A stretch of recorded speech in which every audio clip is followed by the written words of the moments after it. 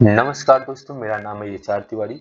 आज हम अपने आईएसओ की सीरीज में clause number 5.3 organisational roles, responsibilities and authority की बात करेंगे। तो चलिए शुरू करते हैं। दोस्तों, हमारा जो ऑर्गेनाइजेशन है या हमारा क्लॉज ऑफ 5.3 ये कहता है कि आपका जो ऑर्गेनाइजेशन है उसको जब भी आप कोई ऑर्गेनाइजेशन स्टार्ट करेंगे, उसके लिए आपको एक ऑर्गेनाइजेशन चार्ट पहले बनाना होगा, ताकि इससे ये चीज क्लियर हो पाए कि कौन सा पर्सन किसको रिपोर्ट करेगा, या जो हायरार्की सिस्टम है वो आपको पहले डिसाइड करनी होगी।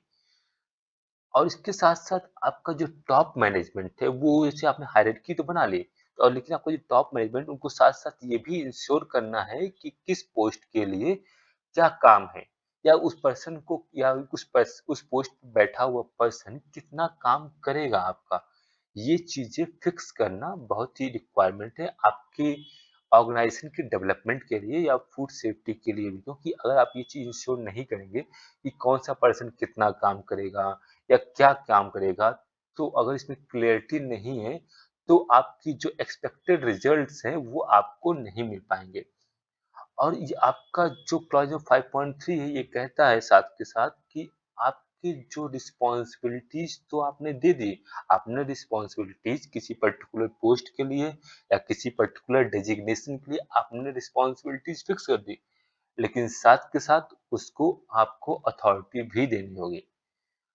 इसको हम एग्जाम्पल के द्वारा समझेंगे। मान लीजिए आपने किसी एफएसटी पर्सन को या फिर फूड सेफ्टी टीम को या एफएसटीएल को आपने, मान लीजिए उनको आपने रिस्पॉन्सिबिलिटीज दे दी कि आपको ये इंश्योर करना है कि आपके ऑर्गेनाइजेशन में जो भी फूड बन रहा है वो सेफ बने, सेफ टू कंज्यूम हो, कंज्यूमर के लिए हेल्दी हो। ये चीज आपको एफएसटीएल को इंश्योर करना है। आपने ये चीज जो है फिक्स कर दी, या किसी पोस्ट के लिए आपने कुछ रूल्स जो है फिक्स कर दी। लेकिन क्या हुआ, आपने अगर आपने अथॉरिटी फिक्स नहीं की है, मान लीजिए उन्होंने क्या हुआ ऑडिट किया या चेक किया जाके कि आपका कुछ स्टेप्स है जो फॉलो नहीं हो रहा है, या जो फूड है वो सेफ नहीं बन रहा है, या सही तरीके से आपका फूड नहीं बन रहा है, या उसमें अनहाइजीन है, बट उसका कोई अथॉरिटी नहीं है कि वो उस चीज को रोक सके।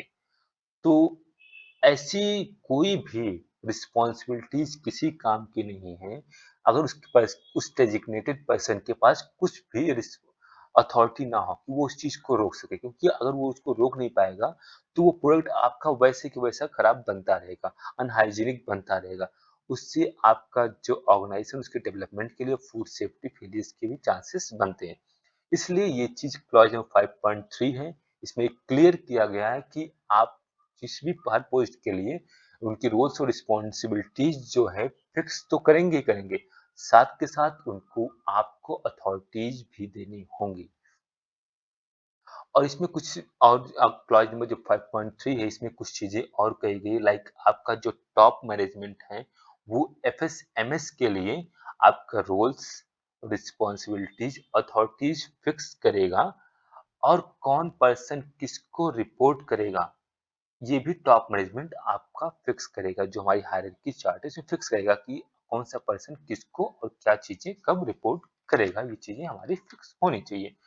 और हमारा जो टॉप मैनेजमेंट है, साथ-साथ ये भी चीज़ें आपके लिए एक फूड सेफ्टी टीम भी ऑर्गेनाइजेशन के लिए अपॉइंट करेगा, ताकि वो उन चीज़ों को, फूड सेफ्टी से रिलेटेड जो भी स्टेप्स है उनको वो उठा सकें और साथ-साथ चीज़ों को इंश्योर कर सकें।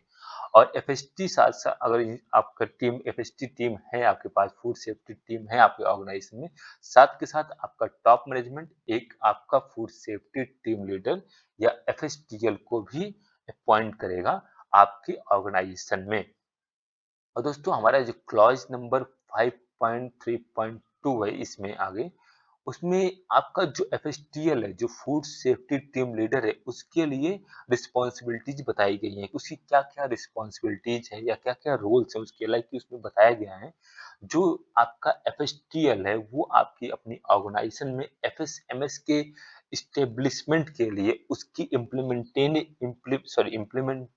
इम्प्लीमेंटेशन के लिए, उसके मेंटेनेंस के लिए और उसका जो अपडेट है इसको इंश्योर करेगा कि टाइमली जो है उसकी मेंटेनेंस हो रही है नहीं हो रही है, प्रॉपर एफएसटीएल इस्टेब्लिशमेंट हुआ है या नहीं हुआ है, या उसका इम्प्लीमेंटेशन प्रॉपर हो रहा है या नहीं हो रहा है, ये आपका एफएसटीएल जो फूड सेफ्टी टीम लीडर है वो इंश्योर करेगा। और जो आपका फूड सेफ्टी टीम लीडर है वो ये भी साथ साथ इंश्योर करेगा, जो सेकंड पॉइंट है, कि जो भी आपकी टीम है वो कॉम्पिटेंसी है उसके अंदर, या फिर उनकी वो प्रॉपर्ली स्किल्ड है, वो या फिर उनको प्रॉपर्ली नॉलेज है इस चीज। बट अगर उसको ऐसा नहीं लगता है या उनको लगता है कि उनको ट्रेनिंग की रिक्वायरमेंट है फूड सेफ्टी को लेकर, तो वो उनको जो है ट्रेनिंग देगा, ताकि आपका जो एक्सपेक्टेड रिजल्ट है एफएसएमएस को लेके वो आपको प्रॉपर्ली मिल सके। और आपका जो तीसरा पॉइंट वो कहा गया है कि जो आपका फूड सेफ्टी टीम है वो एफएसटीएल के द्वारा मैनेज किया जाएगा आपके ऑर्गेनाइजेशन में। और आपका जो एफएसएमएस का परफॉर्मेंस है उसको जो है आपका एफएसटीएल जो है टॉप मैनेजमेंट को रिपोर्ट करेगा कि आपको एफएसएमएस के लिए क्या काम चल रहे हैं, आपका डेवलपमेंट क्या है, या कि जो भी चीजें हैं उसको प्रॉपर्ली टाइमली जो है टॉप मैनेजमेंट को, जो भी रिस्पॉन्सिबल पर्सन है उसको रिपोर्ट करेगा। और इसका जो अगला क्लॉज है, क्लॉज नंबर 5.3.3, उसमें आपका एफएसटीएल के लिए रिस्पॉन्सिबिलिटीज फिक्स की गई हैं कि कौन किसको रिपोर्ट करेगा।